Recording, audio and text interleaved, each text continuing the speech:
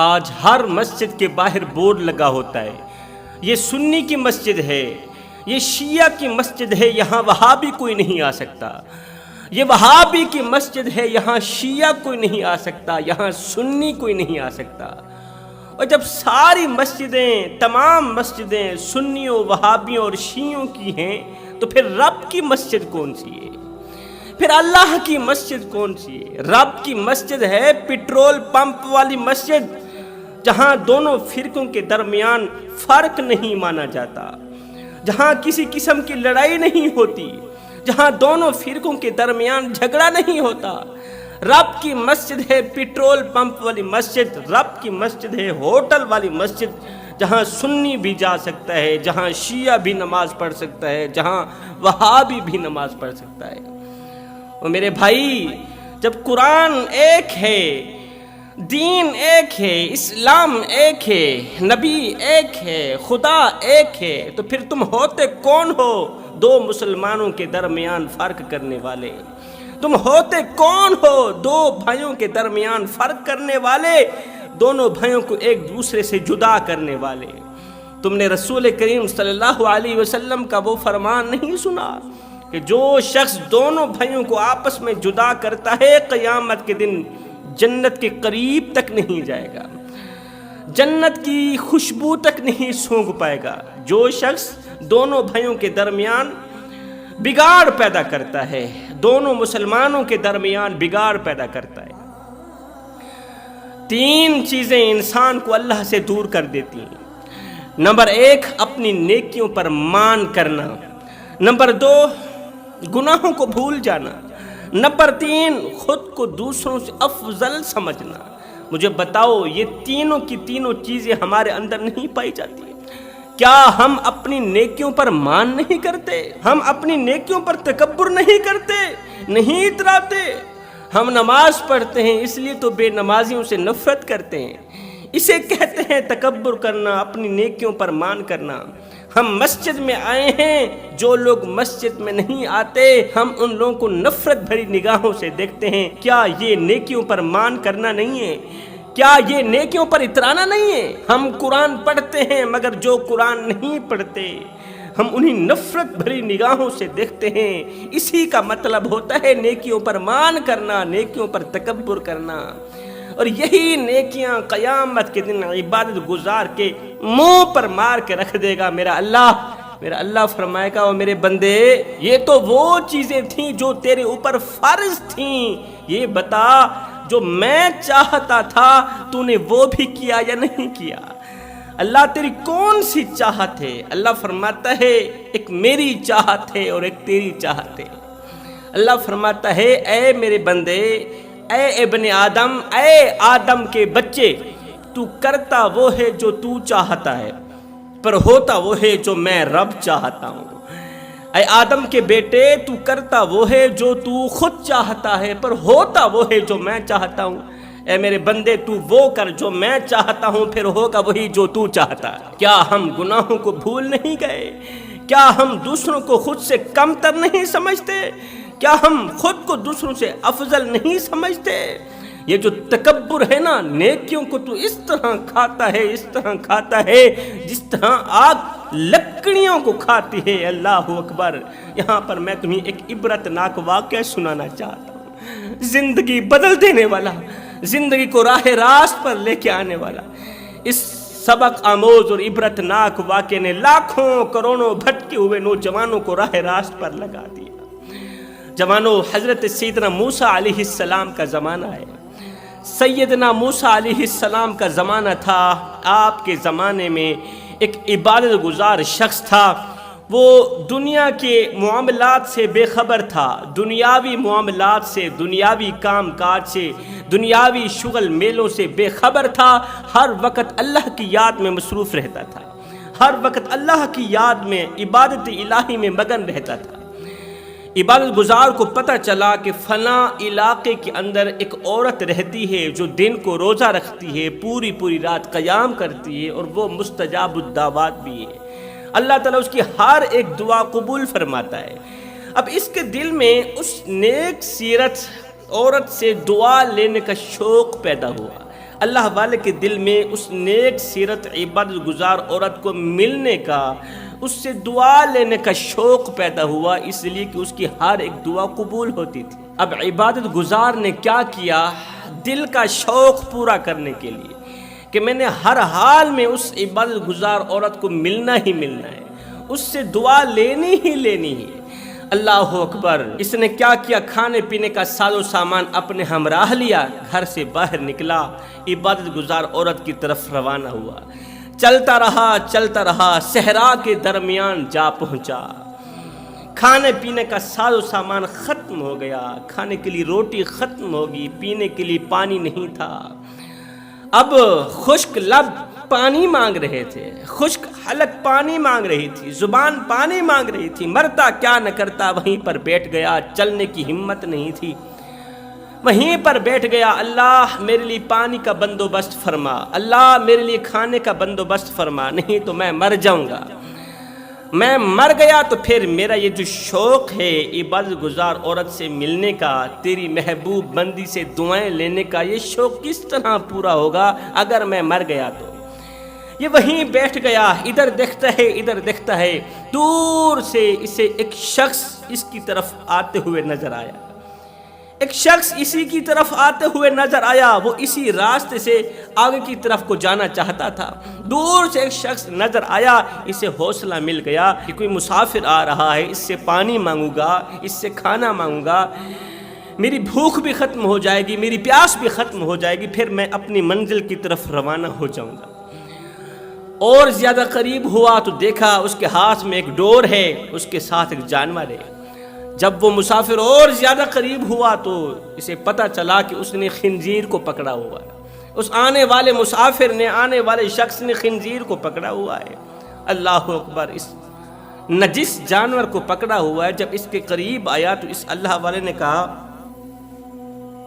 او بھائی میں بھوکا ہوں، مجھے روٹی دو، میں پیاسا ہوں، مجھے پانی دو، اگر نہیں دو گے تو میں مر جاؤں گا، اگر دے دو گے تو میں اللہ سے تمہاری لمبی عمر کے لیے دعا کروں گا، اللہ تعالیٰ سے تمہارے لیے رزق وسیع کے لیے دعا کروں گا، اللہ تعالیٰ تجھے مالا مال کر دے گا، بس مجھے ایک دو گھونٹ پانی کے دے دو۔ اس نے کہا، مسافر بھائی پریشان ہونے کی ضرورت نہیں ہے، میرے پاس کھانے کے لیے روٹی بھی ہے، پینے کے لیے پانی بھی ہے، آؤ نا میرے ساتھ بیٹھو، ہم ساتھ مل کر کھاتے ہیں، ساتھ مل کر پیتے ہیں۔ اب وہ دونوں ایک دوسرے کے سامنے بیٹھ کے کھانا کھا رہے تھے، پانی پی رہے تھے، تو اس آنے والے شخص نے جس کے پاس کھانا تھا، روٹی تھی، تو اس نے پوچھ لیا، او مسافر، او بھوکے پیاسے، بتا تو صحیح تو کہاں سے آیا، کہاں جانا چاہتا ہے؟ اس نے کہا، بھئی فلاں شہر کا ہوں، فلاں گاؤں کا ہوں، اور فلاں جگہ جا رہا ہوں۔ کیوں؟ اس لیے کہ میں نے سنا ہے وہاں ایک عبادت گزار عورت رہتی ہے، دن کو روزہ رکھتی ہے، پوری رات قیام کرتی ہے، میرے دل میں اسے دیکھنے کا شوق پیدا ہوا، اس سے دعا لینے کا شوق پیدا ہوا ہے، بس میں اس سے دعا لینا چاہتا ہوں، اسی وجہ سے سفر کرتا ہوا اس کے پاس جا رہا۔ جب اس نے کہا نا فلاں علاقے کی ایک عبادت گزار عورت رہتی ہے، اس سے دعا لینے کے لیے جا رہا ہوں، یہ سنتے ہی اس مسافر شخص کی چیخ نکل گئی، یہ سنتے ہی وہ مسافر شخص جس کے پاس روٹی تھی، جس کے پاس پانی تھا، اور جس نے نجس جانور کو پکڑا ہوا تھا، اس کی چیخ نکل گئی، رونے لگا۔ اس اللہ والے نے پوچھا، بھائی تو کیوں رو رہا ہے؟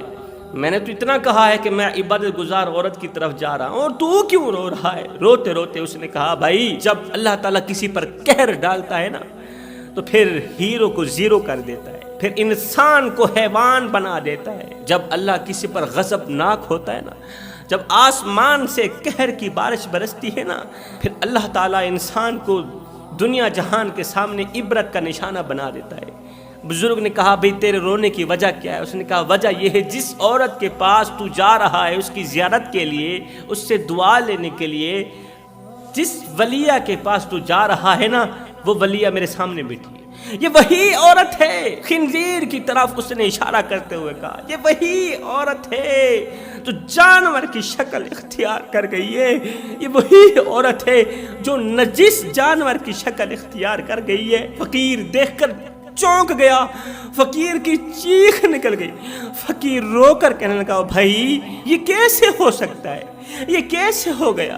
کیا اللہ تعالیٰ اپنے محبوب بندے کو بھی عبرت کا نشانہ بناتا ہے؟ کیا اللہ تعالیٰ عبادت گزار کو بھی عبرت کا نشانہ بناتا ہے؟ اس مسافر نے کہا او اللہ والے، جب آسمان سے اللہ کے قہر کی بارش برستی ہے نا تو پھر اللہ تعالیٰ وہ کر دکھاتا ہے کہ انسان کو عبرت کا نشانہ بنا دیتا ہے، پھر اس کی حالت زار کو لوگ دیکھتے ہیں، عبرت حاصل کرتے ہیں۔ اب اس اللہ والے نے کہا پھر اس طرح کرتے ہیں، ہم وجہ جانتے ہیں کہ آخر اس عورت نے کون سا ایسا گناہ کیا تھا، کون سا ایسا جرم کیا تھا جس جرم کی وجہ سے اللہ تعالیٰ نے حضرت انسان کو حیوان میں بدل دیا، انسانی روپ کو جانوروں کے روپ میں بدل دیا۔ آخر اس نے کون سا ایسا گناہ کیا تھا جس گناہ کی وجہ سے آسمان سے قہر کی بارش برسی اور اس قہر نے اسے خنزیر بنا دیا۔ اللہ والے نے کہا بھائی کیوں نہ ہم چلتے ہیں حضرت سیدنا موسیٰ علیہ السلام کے پاس، موسیٰ علیہ السلام سے جا کے اس حقیقت سے آگاہ ہوتے ہیں، اس واقعے سے، اس کہانی سے آگاہ ہوتے ہیں کہ آخر اس عورت نے کون سا ایسا جرم کیا تھا، کون سا ایسا گناہ کیا تھا، ہمیں وہ گناہ بتایا جائے تاکہ ہم اس گناہ سے نفرت کریں، اگر ہم بھی اس گناہ میں مبتلا ہیں تو جلد از جلد توبہ کریں۔ اب ان دونوں مسافروں نے کیا کیا، اپنی اپنی منزل چھوڑی، سیدنا موسیٰ علیہ السلام کی طرف چل پڑے۔ چلتے چلتے، اٹھتے بیٹھتے، گرتے سنبھلتے، آخرکار یہ وجہ جاننے کے لیے، اس حقیقت سے آگاہ ہونے کے لیے حضرت موسیٰ علیہ السلام کے پاس جا ہی پہنچے۔ یہ عبادت گزار شخص رو کر کہنے لگا اے اللہ کے نبی، میں کسی عورت سے ملنے کے لیے جا رہا تھا، میں نے اس کا چرچا سنا تھا، اس کا نام سنا تھا، اس کی شہرت سنی تھی، وہ مجھ سے کہیں زیادہ عبادت گزار تھی، متقی پرہیزگار تھی، وہ دن کو روزہ رکھتی، پوری رات قیام کرتی تھی، وہ اللہ تعالیٰ کے بالکل قریب پہنچ چکی تھی، وہ مستجاب الدعوات بن چکی تھی، اس کی ہر ایک دعا قبول ہوتی تھی، لیکن جب میں اس کی زیارت کرنے کے لیے نکلا، راستے میں مجھے یہ مسافر ملا، اس کے ہاتھ میں نجس جانور کی ڈور ہے۔ جب میں نے عورت کے بارے میں پوچھا تو اس مسافر نے کہا یہ وہی عورت ہے جو جانور کی شکل، جو خنزیر کی شکل اختیار کر گئی ہے۔ حضرت میں اس حقیقت سے آگاہ ہونا چاہتا ہوں، آپ اس سے پوچھیں کہ آخر اس نے کون سے ایسے گناہ کی، کون سی ایسی غلطیاں کی، کون سے ایسے جرم کی، جن جرموں کی وجہ سے، جن گناہوں کی وجہ سے اللہ تعالیٰ نے اس کے روپ کو چھین لیا، اسے جانوروں کا سوروپ دے دیا، اور وہ جانور جس سے لوگ نفرت کرتے ہیں، جسے نجس کہتے ہیں، پلید کہتے ہیں، اللہ کے نبی حضرت موسیٰ علیہ السلام نے دونوں ہاتھ اٹھائے، عرض کیا میرے مالک، ہم اس حقیقت سے آگاہ ہونا چاہتے ہیں۔ میرے اللہ نے فرمایا اسی جانور سے ہی پوچھ لے۔ اللہ نے خنزیر کو، جانور کو بولنے کی طاقت عطا فرمائی۔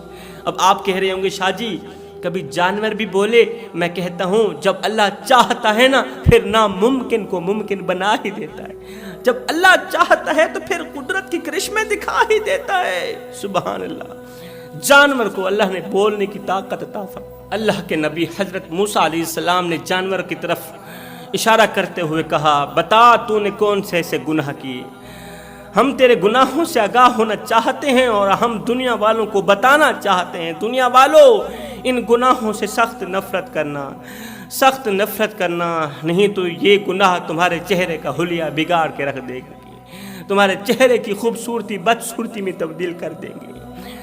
اس جانور کو اللہ نے بولنے کی طاقت عطا فرمائی۔ جانور نے کہا اے اللہ کے نبی، ایک وقت تھا میں بہت بڑی ولیہ تھی، بہت بڑی متقی پرہیزگار تھی، میں جس کے حق میں دعا کرتی تھی اللہ تعالیٰ میری وہ دعا قبول کر لیتا تھا، میں یوں سمجھ بیٹھی کہ میں تو اللہ تعالیٰ کے بالکل قریب پہنچ گئی ہوں، میں جو چاہتی ہوں بس ویسا ہو جاتا ہے، میں جو چاہتی ہوں، جو کہتی ہوں بس ویسا ہو جاتا ہے، مجھ سے بڑی عبادت گزار تو دنیا میں کوئی آئی بھی نہیں ہوگی اور نہ ہی تو آئے گی، نہ ہی تو اس زمانے میں ہے، مجھ سے بڑا عبادت گزار دنیا میں کوئی نہیں، نہ آئے گا اور نہ ہی ہے۔ میں اپنی عبادت پر تکبر کر بیٹھی، میں اپنی نیکیوں پر مان کر بیٹھی، تکبر کر بیٹھی۔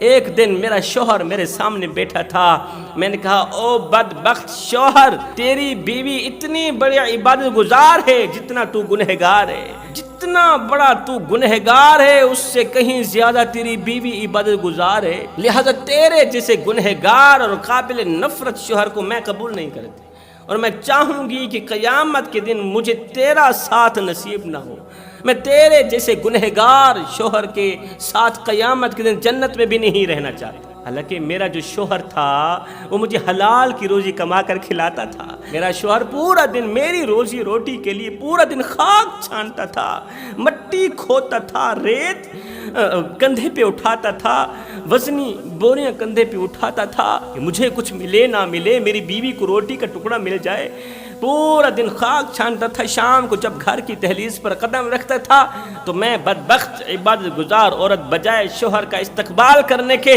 میں کوئی ایسا جملہ بولتی تھی کہ اس کی تھکاوٹ اور زیادہ بڑھ جاتی تھی، میں اسے دکھ دیتی تھی، درد دیتی تھی۔ آج تو میں نے دکھ کی حد کر دی کہ میں اسے کہنے لگی، او گنہگار شوہر، او گنہگار بدکار سیاکار، مجھے اب تیری ضرورت نہیں ہے، کیونکہ میں اللہ کے بالکل قریب جا چکی ہوں، میں اللہ کے بالکل قریب ہو چکی ہوں، جو دعا کرتی ہوں اللہ میری دعا قبول کرتا ہے۔ میرے شوہر نے کہا، اگر اللہ نیکوکاروں کی دعا قبول کرتا ہے تو کیا گنہگار اللہ کے بندے نہیں ہیں؟ کیا گنہگاروں کو اللہ نے پیدا نہیں کیا؟ اگر پیدا کیا ہے تو پھر کیا اللہ گنہگاروں کی نہیں سنتا؟ میں نے اپنے شوہر کو کہا، اگر واقعی اللہ تیری سنتا ہے تو پھر کر دعا۔ میرے شوہر نے کہا، کون سی دعا کروں؟ میں نے ہنستے ہوئے کہا، تیری دعا تو ویسے قبول ہونی نہیں ہے، اچھا تو یہ کہے کہ یا اللہ میری بیوی کو عبرت کا نشانہ بنا دے، تو یہ کہے یا اللہ میری بیوی کو تباہ و برباد کر دے، کیونکہ میں تو تجھ سے ویسے ہی تنگ ہوں، پہلے تو میری تباہی کی دعا مانگ، پھر میں تیری تباہی کی دعا مانگ۔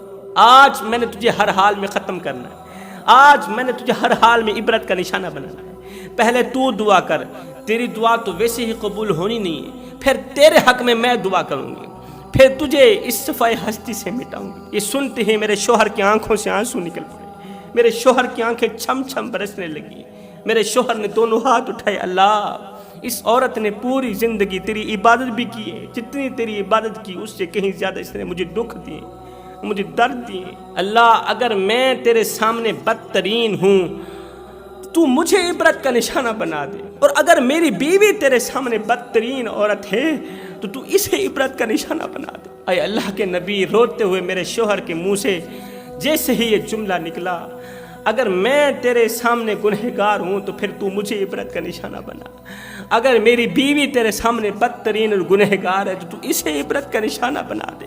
اس کی دعا ختم نہیں ہوئی تھی کہ اللہ تعالیٰ نے مجھ سے میری شکل چھین لی، اللہ نے مجھ سے میرا روپ چھین لیا، اللہ نے مجھ سے میری خوبصورتی چھین لی، پوری زندگی کی عبادت اللہ تعالیٰ نے میرے منہ پہ مار کے مجھے خنزیر بنا دیا۔ جوانوں، کون اچھا ہے کون برا ہے یہ تو میرا اللہ ہی جانتا ہے۔ آج کا انسان ہمیشہ اچھے انسان سے محبت کرتا ہے، ایک میرا اللہ ہی ہے جو برے انسان کو بھی اکیلا نہیں چھوڑتا۔ شوہر کو رلانے والی، شوہر کو دکھ دینے والی، درد دینے والی، پوری زندگی عبادت کرتی رہے، شوہر کا دل دکھانے والی عورت پوری زندگی عبادت کرتی رہے، یہاں تک کہ مستجاب الدعوات بن جائے، اس کی ہر ایک دعا قبول ہونے لگ جائے، پھر بھی یاد رکھنا وہ تباہی کی طرف ہی جا رہی ہے۔ قیامت کے دن ایسی عورت جنت میں ہرگز نہیں جا سکے گی۔ یہ زندگی کے لمحے تمہارے اور میرے لیے غنیمت ہے۔ جوانوں، آج ہماری جوانیاں کس رخ پہ چل پڑی، آج ہماری جوانیاں کس سمت پہ چل پڑی، کس سائڈ پہ چل پڑی۔ جوانی میں تو اس درد کو پیدا کرنے کی ضرورت تھی کہ ہم نے مرنا بھی ہے، جوانی میں تو اس سوچ کو پیدا کرنے کی ضرورت تھی کہ ہم نے قبر میں بھی جانا ہے، ہم نے اللہ رسول کو منہ بھی دکھلانا ہے، اور نادانو مرنے کے بعد قیامت کے دن یہ گناہوں میں ڈوبی ہوئی شکل اللہ کو دکھاتے ہوئے تمہیں شرم نہیں آئے گی، تمہیں حیا نہیں آئے گی۔